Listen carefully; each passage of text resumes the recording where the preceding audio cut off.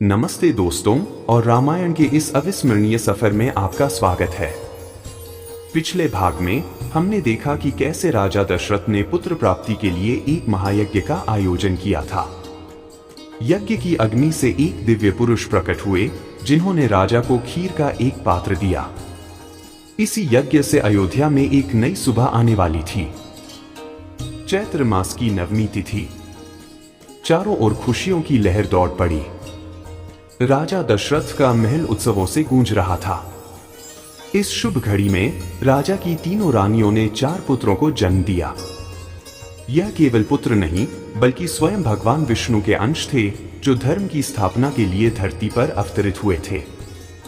सबसे पहले रानी कौशल्या ने सबसे बड़े पुत्र को जन्म दिया। उनके चेहरे पर एक अद्भुत तेज था और उनकी आंखें एक शांत सागर जैसी थी। उनका नाम रखा गया राम। अगले ही क्षण रानी कैकेयी ने अपने पुत्र को जन्म दिया, जिसका नाम भरत रखा गया।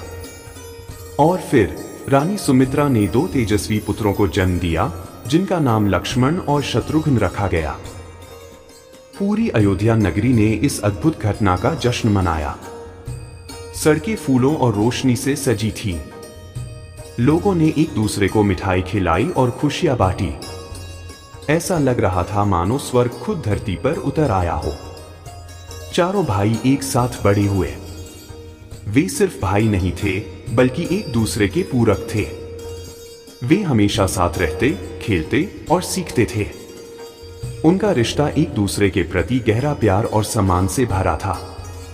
इन चारों भाइयों में राम और लक्ष्मण का रिश्ता सबसे खास था। वे एक दूसरे के बिना नहीं रह सकते थे। राम की सेवा करना लक्ष्मण का जीवन का सबसे बड़ा धर्म बन गया था।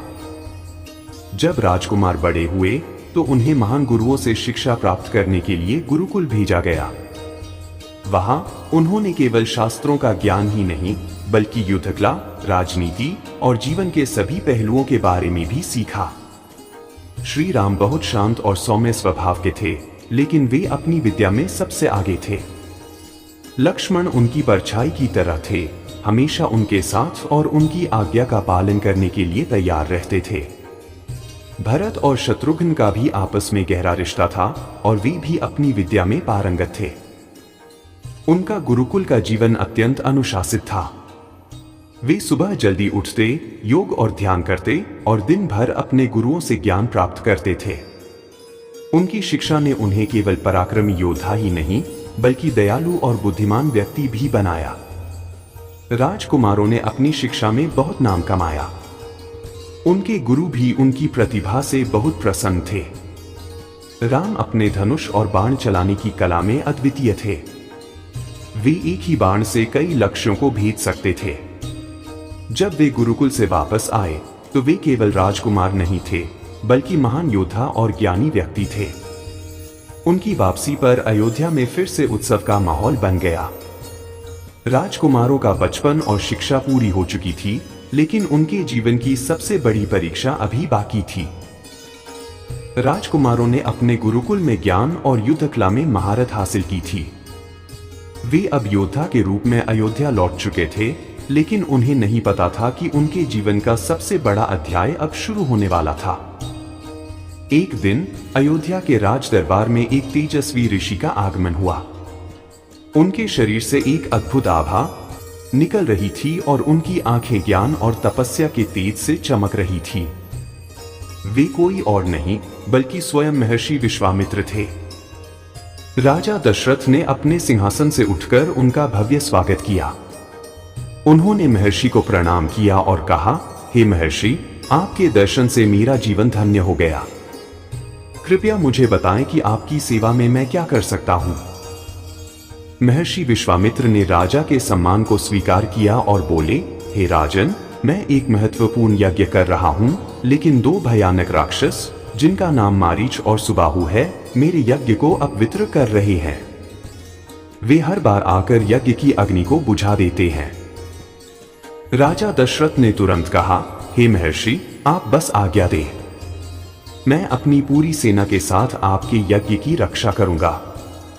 मैं उन राक्षसों को सबक सिखाऊंगा, लेकिन विश्वामित्र ने सिर हिलाया और बोले, नहीं राजन, मेरे यज्ञ के नियम बहुत कठोर हैं।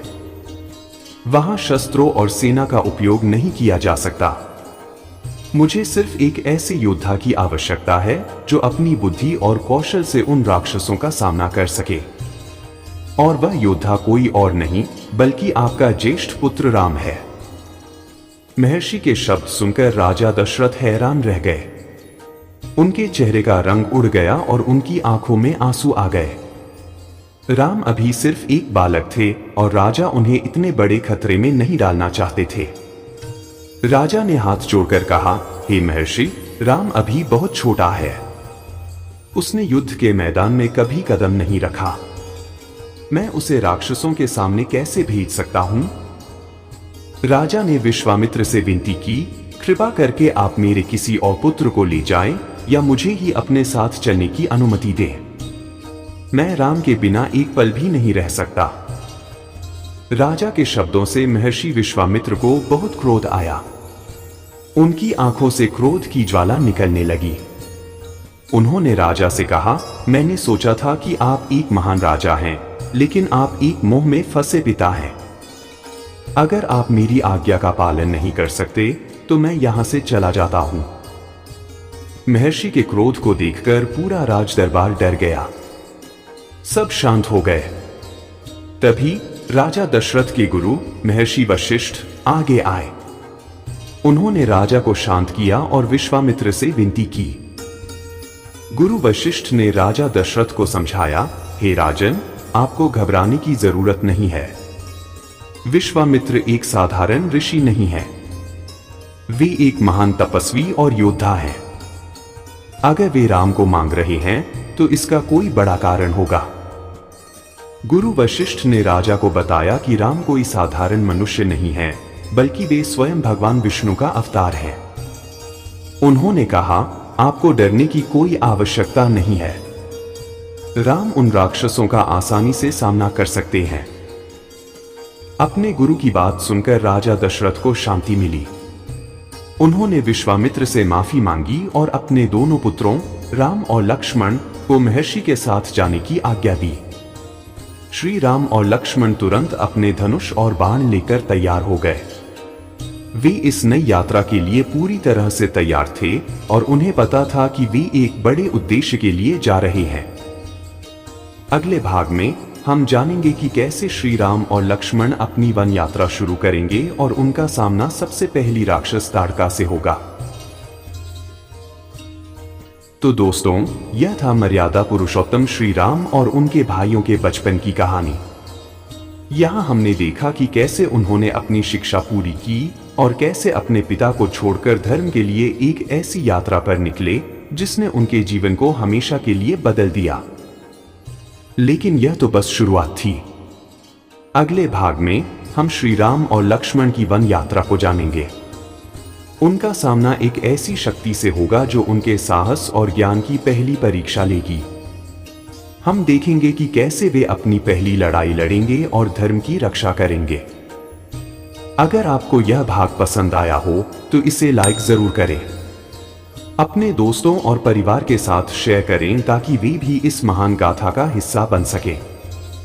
और हाँ, अगर आपने अभी तक हमारे चैनल को सब्सक्राइब नहीं किया है तो अभी करें ताकि आप हमारी अगली वीडियो को मिस न करें।